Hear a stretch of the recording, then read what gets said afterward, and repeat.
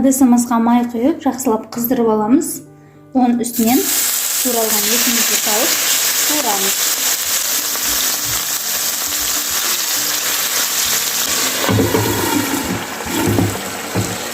Етіміз қызарып, қуырылып бастады. Енді пиязымызды салып, араластырып қуырамыз. Арнама шығатын жаңа рецепттер жіберіп алмау үшін міндетті түрде қоңыраушаны басып, арнама тіркеліп алуды ұмытпаңыздар. Пиязымыз қуырылып болғаннан кейін сәбізімізді салып қуырамыз.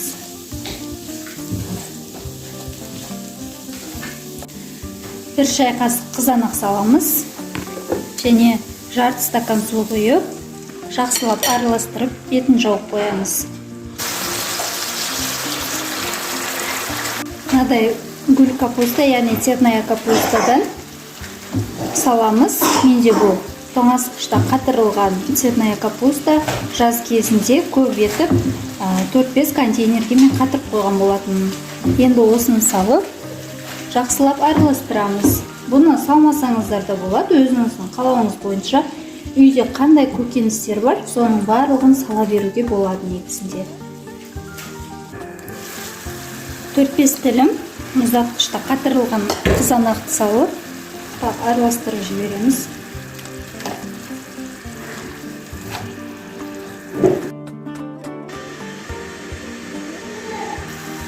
Енді дәмдеуіштеріміз саламыз. 1 шай қасық тұз, жарты шай қасық зира, жарты шай қасық розмарин және жарты шай қасық паприка салып, жақсылап араластырамыз. Өздеріңізге қандай дәмдеуіш ұнайды, соларды салып жасай берсе болады.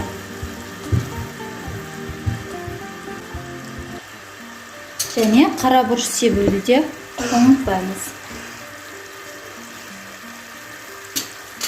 Піскеннен кейін тәтті бұрыштарымызды саламыз. Мен бұл тәтті бұрыштарды жазда морозильникте қатырып қойғанмын. Бір-біріне жабыспай осылай дана-дана болып қатырылу жолы менің арнамда бар. Қазір сілтемесін төменгі жаққа описанияға қалдырып кететін боламын. Осылай көп етіп бір полканы толтырып қатырып қойғанмын. Қысымен осылай тамақтарға салып жей береміз. Күріш пісіретін ыдысымызға 2-3 қасық сұйық май құйдым. 30 граммдай сары май салып ерітеміз. Сары майымыз ерігеннен кейін күрішіміздің барлығын салып, жақсылап қуырамыз.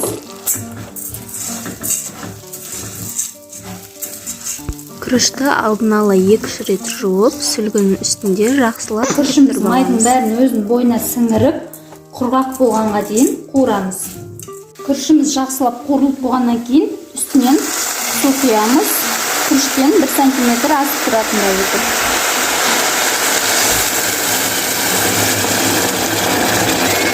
Қайнаған су құюымыз керек. Су құйғаннан кейін қатты осылай бұрқылдауы керек.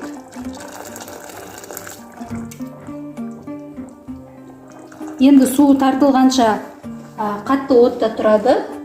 Суы тартылғаннан кейін баяу отқа қойып 20 минутта пісіп дайын болады.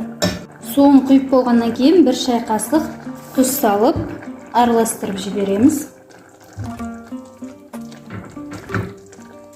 Күрішіміз пісіп қалды. Енді оның үстінен жұмыртқамыздың сарысын құятын боламыз.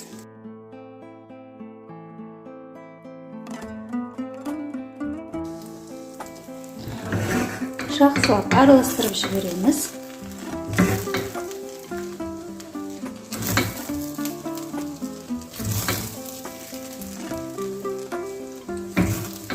Осылай 1-2 минут тұрғаннан кейін жұмыртқаның ағын салатын боламыз.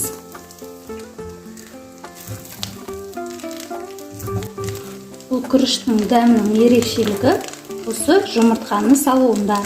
Құры күріштен гөрі жұмыртқа салсаңыздар, өте дәмді болып шығады. 1-2 минут уақыт өтті. Жұмыртқаның ағын тұзбен жақсылап шайқап алдым.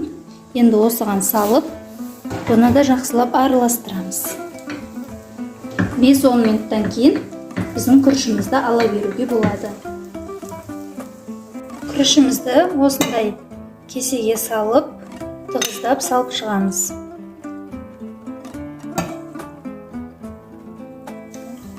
Кесеге салып болғаннан кейін тарелкаға төңкеріп шығамыз. Мен кішкене сән беру үшін салат жапырағын астына салдым. Осылай саламыз. Енді бұның қасына көкөністерімізді салып шығамыз.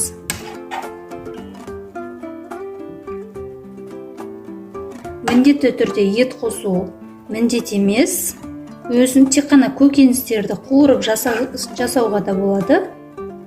Үйде қандай көкөніс бар, қандай азық түлік бар, соның барлығын қосып жасай беруге болады.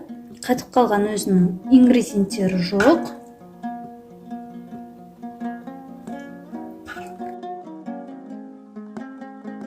Достар, мінекей біздің тағамымыз дайын. Өте оңай жасалады, көп уақытты да алмайды.